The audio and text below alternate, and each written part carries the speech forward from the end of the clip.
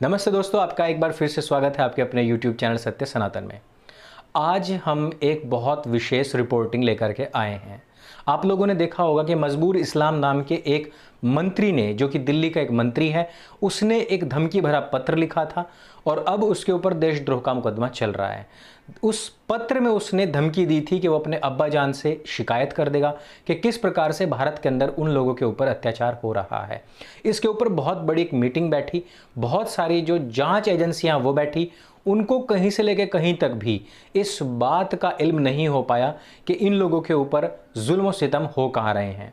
हमारे गुप्त सूत्रों से हमें पता लगा है कि इनके ऊपर एक जुल्म हुआ है, वो भी रमज़ान के महीने में हुआ। ये है कि एक सूअर एक मुस्लिम मोहल्ले के तालाब में घुस करके उसको क्रॉस करते हुए सर्जिकल स्ट्राइक कर देता है मुसलमानों के मोहल्ले में। वहाँ पर 8-10 टोपी वालों को, जिन्होंने नहा धो करके सुंदर कपड़े पहने हुए थे, उनको तालाब में ले जा करके डुबो डुबो करके बहुत मारा है। अब इस आरोप को तो हमने सुन लिया, लेकिन अक्सर खबर इसके पीछे होती है जो पर्दे के पीछे होती है। जी हाँ, आप लोगों ने भी सुना है, रवीश कुमार हमेशा इसी प्रकार की रिपोर्टिंग करता है और उसी से ही रेमन मैगसेसे से अवार्ड मिलता है। उसी अवार्ड की खोज में हम भी आज इस पूरी की पूरी खबर की तहकीकात करेंगे, पोस्टमार्टम करेंगे। सुअर के ऊपर लगे हुए इस अनर्गल आरोप का हम इसकी तह तक जा करके पटाक्षेप अवश्य करेंगे। शर्त यह है कि यह वीडियो आपको अंत तक देखना पड़ेगा।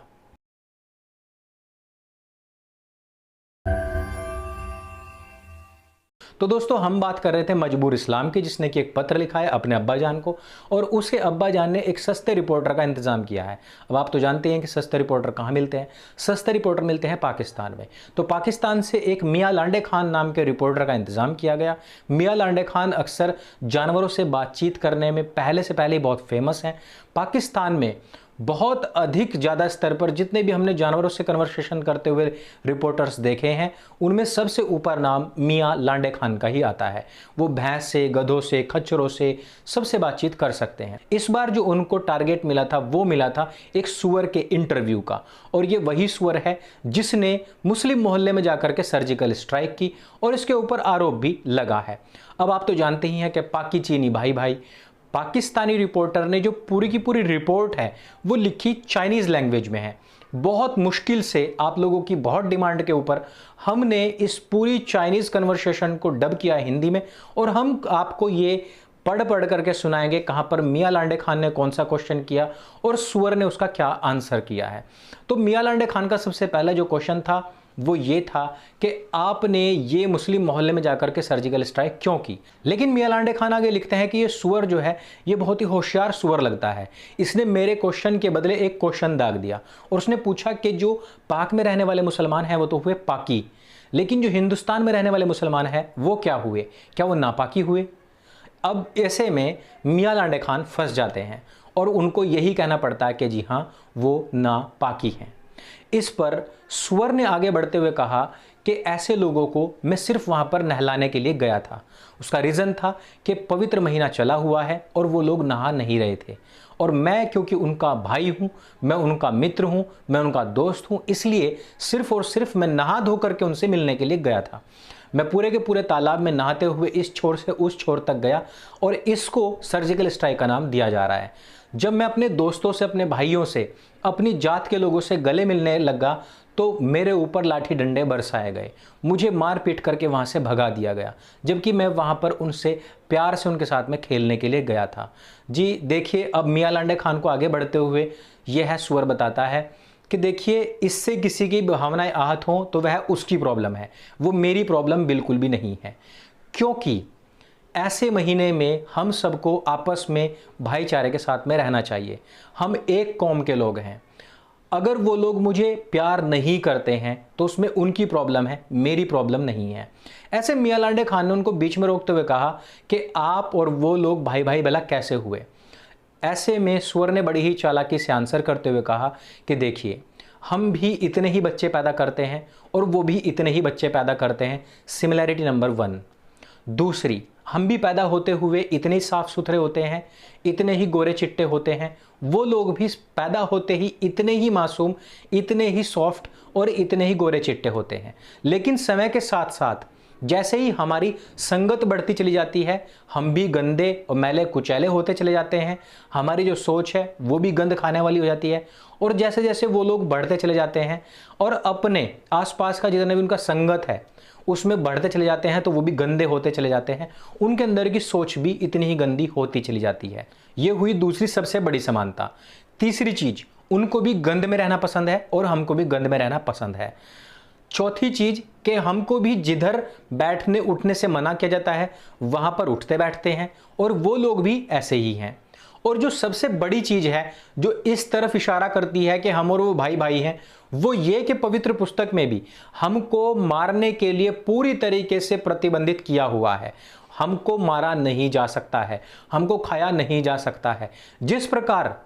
जिस प्रकार एक मोमिन दूसरे मोमिन को नहीं मार सकता है, जिस प्रकार एक मोमिन दूसरे मोमिन का गोश्त नहीं खा सकता है, जिस प्रकार एक मोमिन दूसरे मोमिन के लिए अवध्य है, काफिर वध्य है, काफिर की हत्या कर सकते हैं, काफिर के द्वारा जिन जिन चीजों को माना गया है, पूजा गया है, जिन जिन चीजों को श्रद्धा दी गई है, उन चीजों को मार सकते हैं। लेकिन मैं अवध्य हूं, मेरे को कोई भी मोमिन नहीं मार सकता है, इवन टच भी नहीं कर सकता है। अब देखिए मेरा नाम कितने पवित्रता के साथ में लिया जाता है। इस वजह से हम और वो भाई भाई हैं।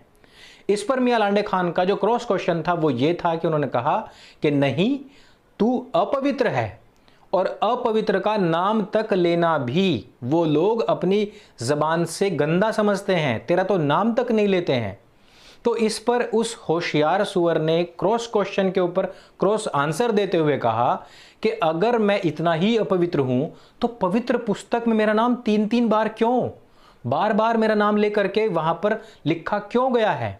अगर मैं इतना ही अपवित्र हूं तो मेरी अपवित्रता की वजह से तो वो पवित्र पुस्तक भी अपवित्र हो जाती है। इस पर मियां लांडे खान बिल्कुल चुप होकर के बैठ गए। अब आगे सुअर इस विषय में आगे बढ़ते हुए कहता है कि देखिए मेरी कोई गलती नहीं है, मैं सिर्फ और सिर्फ वहां पर अपने लोगों से मिलने के लिए गया था। वजह यह थी मेरे अंदर एक जलन थी, और जलन ये थी कि वो सब के सब लोग सफेद कपड़ों में खड़े हुए थे, टोपी वोपी लगा करके सब कुछ उन्होंने टंच होकर के खड़े हुए थे। लेकिन प्रॉब्लम ये थी कि मैं नहाया धोया वहां पर गया, मेरा सम्मान तक नहीं किया गया, मुझे किसी ने आओ भगत नहीं की, मुझे किसी ने कपड़े तक नहीं पूछे। मैं सिर्फ यही कहने के लिए गया था कि भाई मेरे, हम सब आपस में भाई भाई हैं, हम लोगों में सब समानताएं हैं, हमारी आपस में बहुत घुलती मिलती है। ये जो काफिर हैं ये मुझे अक्सर काट करके खा जाते हैं, ये मुझे छोड़ते नहीं हैं, और तुम लोग हो, तुम मुझे खाते नहीं हो, तुम मेरा सम्मान करते हो, मेरी जान बख्शते हो, मुझे अवध्य मानते हो, तो इसलिए मैं अब तुम्हारे मोहल्ले में रहने के लिए आया हूं। लेकिन इन लोगों ने मुझे वहां से खदेड़ करके भगा दिया। अब बताइए इसमें मेरी क्या गलती है? जबकि पवित्र पुस्तक वाला तो मुझसे इतना प्यार करता है, उसके लिए उसने आयत संख्या 560 में स्पेशली लिखा है कि वो इंसानों को भी सुअर बना देता है। अब बताइए मुझसे इतना प्यार करने वाला मुझसे नफरत भला कैसे कर सकता है? उसको मानने वाले मुझसे नफरत भला कैसे कर सकते हैं? इस पर मियां लांडे खान ने कहा कि तेरा जो गोश्त है वो अपवित्र है क्योंकि तू मल आदि खाता है, और इस पुस्तक का देने वाला जो है वो इस बात को जानता है कि तू गंद खाता है, इस वजह से तेरा गोश्त नहीं खाया जाता है। इस पर सुअर ने बहुत ही स्पष्टता के साथ में एक जवाब दिया। उसने कहा कि इस किताब को देने वाला इसका मतलब यह है कि नाम का नैन सुख है बल्कि काम का वो अंधा है। इसका रीजन ये है कि हमारी कौम के सभी लोग गंद नहीं खाते हैं। देखिए जो जंगली सुअर होता है वो सिर्फ और सिर्फ गन्ना खाता है, वो आसपास की वनस्पति खाता है, वो वहां पर गंद नहीं खाता है। दूसरी चीज, जो स्विट्जरलैंड अमेरिका जैसे देशों में पाले जाते हैं हमारी कौम के लोग, वो सिर्फ और सिर्फ सोयाबीन और मक्का खाते हैं। वहां पर तो गंद कोई खेत में बखेरता ही नहीं है, वहां पर तो कोई कूड़ी पर जाता ही नहीं है। तो ऐसा लगता है कि इस पवित्र पुस्तक को देने वाला जो है वो शायद कूड़ी पर हगने जाता होगा, और उस समय पर हो सकता है कि वहां पर कोई सुअर आ गया हो। लेकिन इस पवित्र पुस्तक को देने वाले के पास में दूरदर्शिता नहीं थी। उसको नहीं पता था कि कल भविष्य में हमारी जो तादाद है वो बहुत अच्छे तरीके से फलेगी फूलेगी, और हम लोगों को सोयाबीन, चना, मक्का आदि खाने को मिलेगा। एसी वाले बड़े बड़े कमरों में हमें रखा जाएगा, और स्पेशल ट्रीटमेंट देने के बाद, जवान होने के बाद हमें खाया जाएगा। इस प्रकार की नॉलेज शायद उसके पास नहीं थी। तो अब जाकर के उसको अपडेट जरूर करा दो, क्योंकि हर चीज में अपडेशन आता है। तो अब जाकर के अपडेट करा दो भाई, क्योंकि मैं स्वयं भी कोई गंद नहीं खाता हूं। मैं तो नहा धो करके एकदम टंच रहता हूं, अपने भाइयों से मिलने के लिए आता हूं। इस वजह से, मैं गंद ना खाने की वजह से तो कम से कम तुम्हारी सोसाइटी में, इस गंदे से मोहल्ले में रहने लायक तो हूं। इस पर मियां लांडे खान क्रोधित हो गए और उसने कहा कि तू अपनी जो औकात है उसको भूल रहा है, क्योंकि किसी भी दशा में तू हमारे लिए अपवित्र है। तुझे खाया भी नहीं जा सकता है, क्योंकि तू अपवित्र है, इस वजह से नहीं खाया जा सकता है। और इसी प्रकार की बात हमारी पवित्र पुस्तक में भी लिखी है।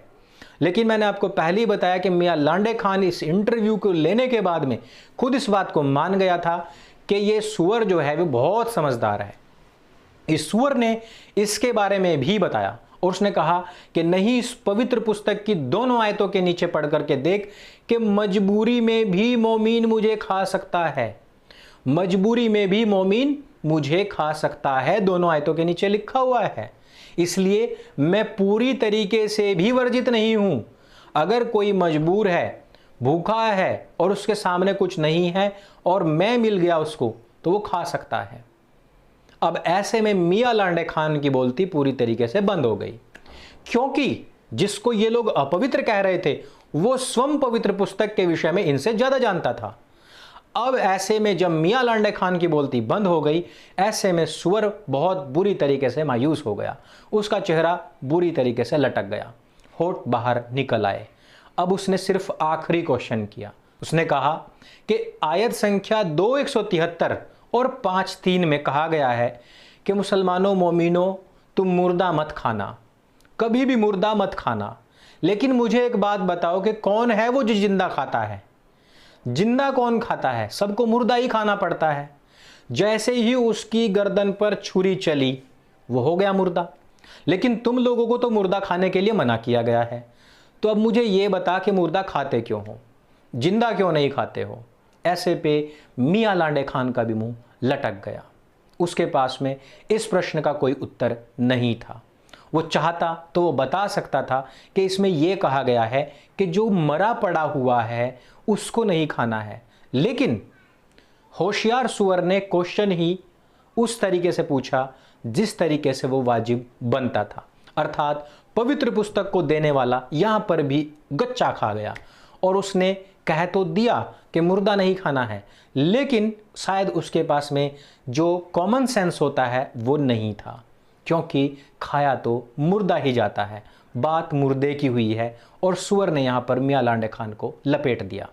मियां लांडे खान का मुंह उतरते ही सुअर की बाछें खिल गई और जो चीज वहां तालाब में रह गई थी वो यहां उसने मियां लांडे खान के साथ में पूरी कर दी।